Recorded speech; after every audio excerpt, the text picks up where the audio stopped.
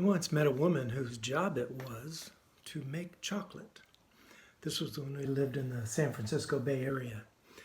She worked for a company that made chocolate, which they then sold to other companies who would use that chocolate to create their chocolate candies and products, which were sold to retail outlets.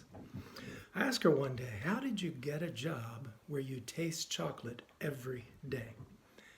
And she explained that first she had to study chemistry, which left me out because I never did well in chemistry. And then she had to study culinary arts and mix the two. And of course, you think about it, as my friend Mark Evans always said, who's a chemical engineer, cooking is basically chemistry. Well, I thought, her job's something that thousands of people would love to taste chocolate every day. What a unique job she had. Well, today we're going to look at someone else who had a very unique job. His name is Nehemiah.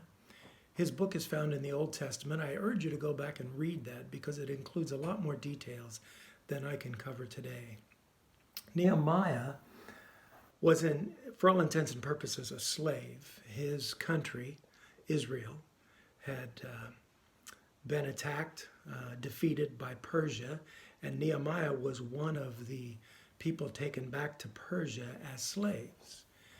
Nehemiah landed a pretty good job. He was the cupbearer for the king. And in that position, he's the person who served the king his wine. Now, the downside of the job was that, he wasn't tasting. He had to taste it before he served it to the king, and he wasn't tasting it for flavor or vintage. He wasn't a winemaker. As far as we know, he wasn't a vintner. But he was tasting it to make sure it didn't contain poison. Now, I said he had a pretty good job. Got to live in the palace, got to serve the king. But if it was a bad day on the job for Nehemiah, it would be his last day, because that would mean someone poisoned the king's wine, and Nehemiah would then no longer be breathing. But still, he had a pretty good job. One day he received some bad news from home, specifically from Jerusalem, the city where he had lived. The news was that people were not doing well there. They were not honoring God. Plus, the wall had been destroyed. The gates were burned. And when you think of a gate, don't think in terms of the gate you might have for your garden or your yard. These were huge, massive gates made out of wood. Because of this distressing news, Nehemiah spent several days in prayer and fasting and was just in agony. And before he had to return to work, he asked the Lord to help him find favor in the eyes of the king. And so when he returned to work, he was serving the king the wine one day, and the king noticed that his countenance had changed, and this very perceptive king asked him, "Why does your face look so sad when you are not ill? This can be nothing but sadness of the heart." This proves this king was pretty perceptive, and we can also assume from this that normally Nehemiah would have a very friendly countenance when serving the king and was perhaps a very upbeat servant.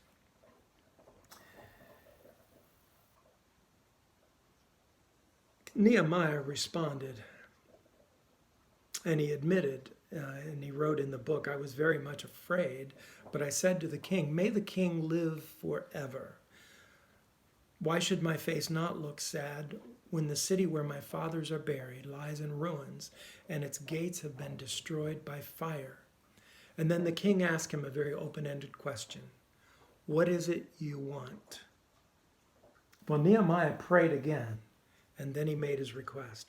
He asked permission to go to Jerusalem to rebuild the wall, asking for safe passage, but also asked for the timber he needed to complete the project. That's pretty bold. Well, the king not only gave him all that he requested, but he also sent him with an armed guard. And this was the day that Nehemiah, the cupbearer, became Nehemiah, the builder, the leader, and the organizer. After his arrival in Jerusalem, he surveyed the situation and he created a plan. He spoke to the people and rallied them to rebuild the wall. Different families took responsibility for different gates. You can read those details in Nehemiah, please do. Then he spoke to the nobles and the officials, and he ordered them to forgive all outstanding debts and to return all land and money that had been taken as taxes so the people would be able to feed themselves and their families. Now, they encountered obstacles from some of the surrounding kingdoms who didn't want them to rebuild the wall of Jerusalem, but they persevered. The hurried work of repairing and rebuilding Jerusalem's wall and gates was completed in just 52 days. That's hard work. Now, the book of Nehemiah is usually read along with Ezra as one long book. They were both in Jerusalem at the time, busy with the task of rebuilding. Nehemiah was the organizer, the builder, the leader. Ezra was the priest. After completion of the construction, Nehemiah created a list of all who were living in Jerusalem at the time, and you can read that in Nehemiah chapter 7. Then they did something very interesting. They read the Bible together. And some interesting passages. One in Nehemiah chapter 8, the first couple of verses. When the 7th month came and the Israelites had settled in their towns, all the people assembled as one in the square before the water gate. They told Ezra the scribe to bring out the book of the law of Moses, which the Lord had commanded for Israel. This is Genesis, Exodus, Leviticus, Numbers, and Deuteronomy, what we call the Pentateuch. So on the first day of the 7th month, Ezra the priest brought the law before the assembly, which was made up of men and women and all who were able to understand. He read it aloud from daybreak till noon as he faced the square before the water gate in the presence of the men, women, and others who could understand, and all the people listened attentively to the book of the law. Now understand, at this point, that's something they had not read together in many years. And in the remainder of chapter 8, you can see other passages that he read that day. And then they celebrated. They celebrated for an entire week. They didn't have just a holiday. They had a week of a holiday. And then after the celebrating, they did something very different. They confessed, repented, and they prayed. On the 24th day of the same month, the Israelites gathered together, fasting and wearing sackcloth and having dust on their heads. And so they prayed together. And it gave them a new life together. Some lessons we can learn from Nehemiah.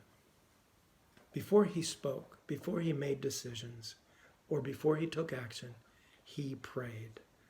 1 Corinthians chapter 5, verse 17 instructs us, encourages us, exhorts us, pray without ceasing.